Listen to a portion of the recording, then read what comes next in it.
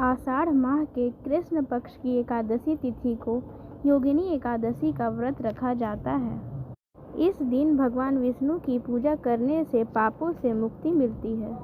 कहा जाता है कि अगर इस दिन उपवास रखा जाए और साधना की जाए तो हर पाप का नाश हो जाता है। आषाढ़ कृष्ण पक्ष की एकादशी को योगिनी एकादशी कहा जाता है।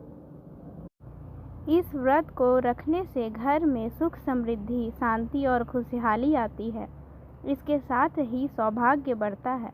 योगिनी एकादशी का व्रत करने से 80,000 ब्राह्मणों को भोजन कराने के बराबर पुण्य मिलता है।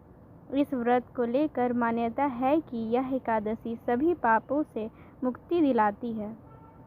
योगिनी एकादशी पर इस दिन उपवास करने वाले सभी भक्त भगवान विष्णु से सुख और समृद्धि लाने की प्रार्थना करते हैं, जबकि कुछ भक्त उचित निर्जला एकादशी का व्रत करके अपनी कामना को पूर्ण करने का प्रयास करते हैं।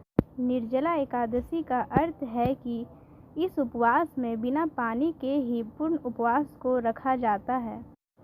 प्रत्येक एकादशी की अपनी अलग अलग कथाएं हैं और आज हम इस वीडियो में योगिनी एकादशी की व्रत कथा के बारे में जानेंगे। साथ ही योगिनी एकादशी का महत्व और मंत्र के बारे में भी जानेंगे। एकादशी के व्रत करने में कुछ नियमों का पालन करना पड़ता है और इसकी अपनी एक पूजा विधि है। आषाढ़ कृष्ण एकादशी के एक दिन पूर्व यानी 10वीं तिथि को रात्रि में एकादशी व्रत करने का संकल्प करना चाहिए। अगले दिन सुबह स्नान आदि सभी क्रियाओं से निर्वृत्त होकर भगवान श्री हरि, विष्णु और माता लक्ष्मी के स्वरूप का ध्यान करते हुए शुद्ध घी का दीपक, नैवेद्य, धूप, पुष्प तथा फल आदि का पूजन सामग्री लेकर पवित्र एवं सच्चे भाव से पूजा अर्चना करना चाहिए। इस दिन गरीब, असहाय अथवा भूखे व्यक्ति को अन्न का दान भोजन कराना चाहिए तथा प्यास से व्याकुल व्यक्ति को जल पिलाना चाहिए। रात्रि में विष्णु मंदिर में दीप दान करते हुए कीर्तन तथा जागरण करना चाहिए। एकादशी के अगले दिन द्वादशी तिथि को अपनी क्षमता के अनुसार ब्राह्मण तथा गरीबों को दान देकर एकादशी के व्रत में एक बात का अवश्य ही ख्याल रखना चाहिए।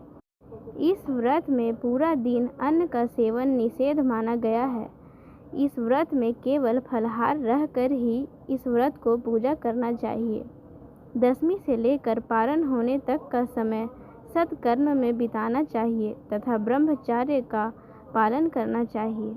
योगिनी एकादशी का महत्व यह है कि इस योगिनी एकादशी से समस्त पाप दूर हो जाते हैं और व्यक्ति पारिवारिक सुख पाता है। यह व्रत सभी उपद्रवों को शांत कर सुखी बनाता है।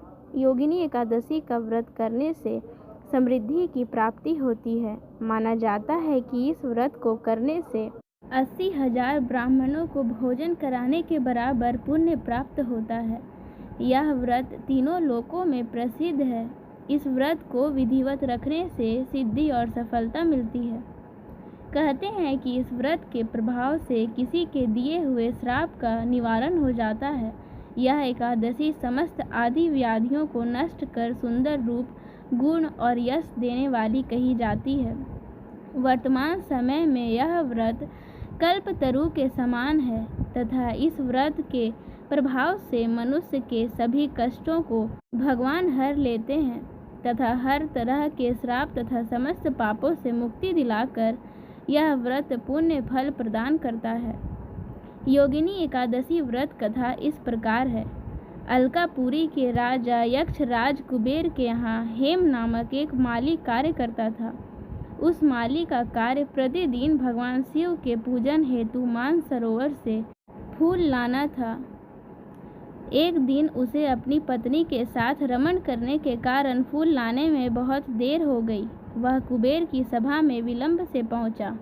इस बात से क्रोधित होकर कुबेर ने उसे कोढ़ी हो जाने का श्राप दे दिया।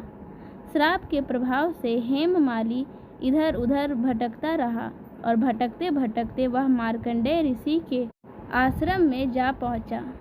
ऋषि ने अपने योग बल से उसके दुखी होने का कारण जान लिया। यह जानकर ऋषि ने उससे कहा कि योगिनी एकादशी का व्रत करो तो श्राप से मुक्ति मिल जाएगी। माली ने विधिवत रूप से योगिनी एकादशी का व्रत किया और व्रत के प्रभाव से हेममाली का कोढ़ समाप्त हो गया। योगिनी एकादशी के दिन यह कथा सुनने से भगवान श्री हरि की कृपा प्राप्त होती है और कथा सुनने के बाद भगवान श्री हरि विष्णु जी का यह मंत्र ओम नमो भगवते वासुदेवाय नमः का 108 बार जाप करके भगवान श्री विष्णु जी की आरती कर पूजा का समापन करना चाहिए। ओम नमो भगवते वासुदेवाय। जय श्री हरि।